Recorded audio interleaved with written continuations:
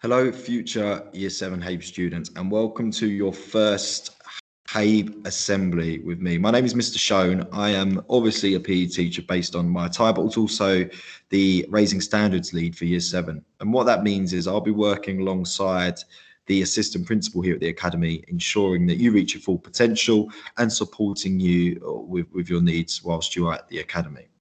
So this assembly today is on 4R's. Now, what are the 4R's? Some of you may be aware of them already, whether that be from your own research on the website or whether that be from maybe older siblings that have been or are currently at the Academy.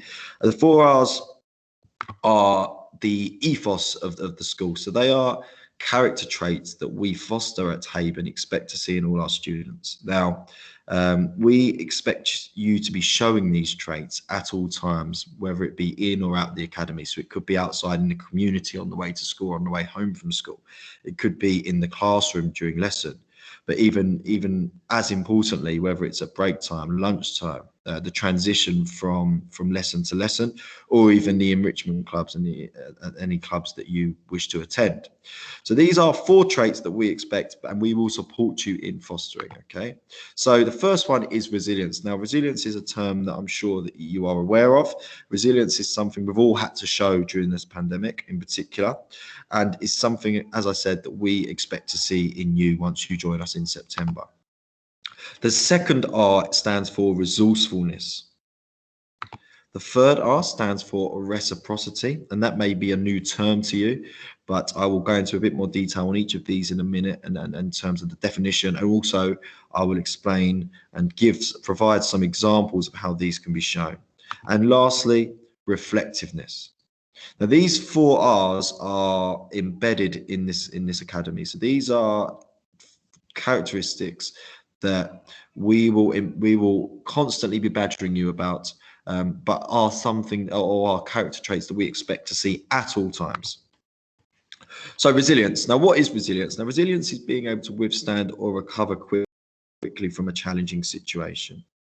Now, how can resilience be shown in an academy? Well, it can be shown by ensuring your attendance is 96% or better, always being on time to school and lessons, even if you've got a slight headache, even if you have a bit of a runny nose. Being in the academy, it means that you are learning. If you are not in the academy, you are not learning, and it is as simple as that. So being resilient, getting yourself out of bed, even in those November, December months where it's freezing cold outside, making sure you're in the classroom and making sure you're getting an education.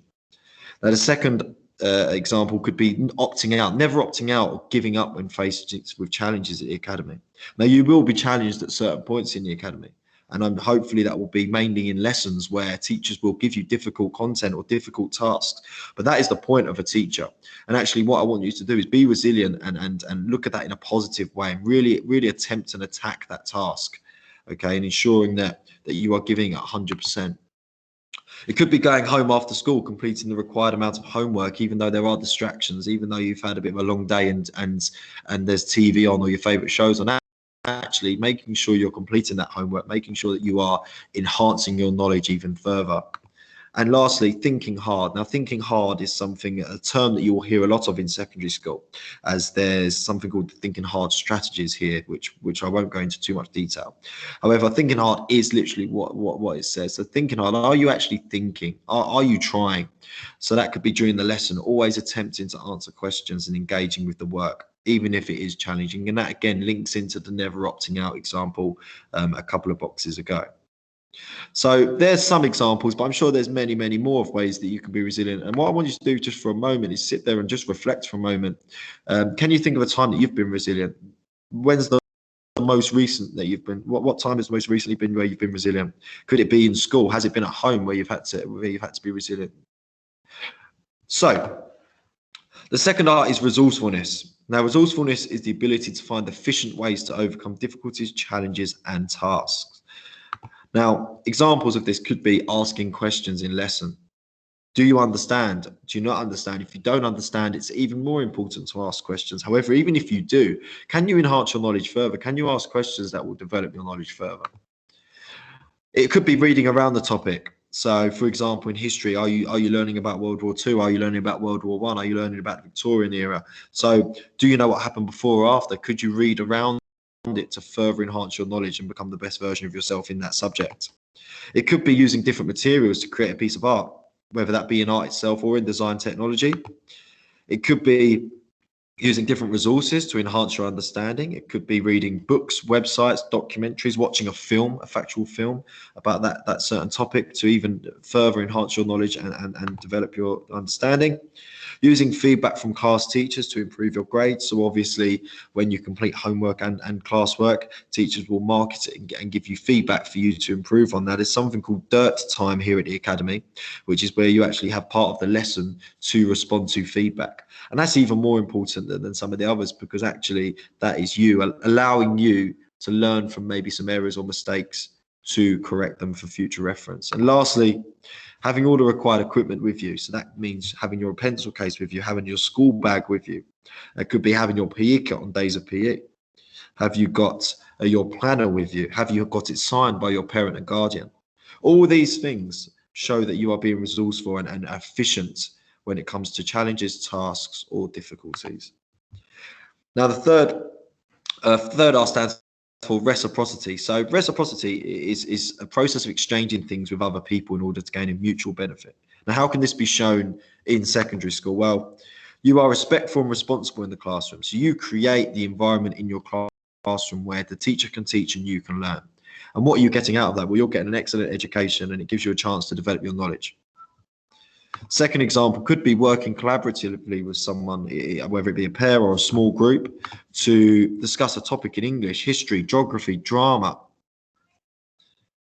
The third example, not being biased, is a PE example. So working as a team, whether it be representing the academy in one of the school teams, football, rugby, netball, or even just in a normal PE lesson. Can you work as a team to win the match or to lead a really good warm up as a group? And lastly, you hand in homework in maths for the teacher to mark and offer feedback to therefore improve your understanding and knowledge further. Now, the final R is reflectiveness. So reflectiveness is a process of consideration for yourself on your actions and behaviors. And we always reflect as humans. It's human nature. However, what we always want you to do in the academy is reflect and then act on your actions. So whether it be reflecting on a piece of work, whether it be reflecting on a task that you've completed, whether it be reflecting on your behavior at certain times within the academy. So how can reflectiveness be shown in the classroom or in the academy? So challenge yourself to be better each and every day. And that is a really big one. Challenge yourself to improve your grade from your last assessment. So put in more work. Are you completing the right amount? Are you putting in as much effort as you should be? Ask yourself this question: will your future self thank you for doing this? And this is a quote that my colleague told me not too long ago, actually, but that's stuck with me. So ask yourself all the time, in 10 years' time, the actions that you're doing now and your behaviors, will that person say thank you to you for doing that? And are you behaving like a HABE student should be? Are you ready? Are you responsible? And are you respectful? So by being reflective, if you are allowed to progress and to improve. So why the 4R's? And this is where I'm going to finish. But the 4R's will prepare you for adult life. They will prepare you for sixth form, college, university, employment. As adults, we have to show all four of these traits every single day.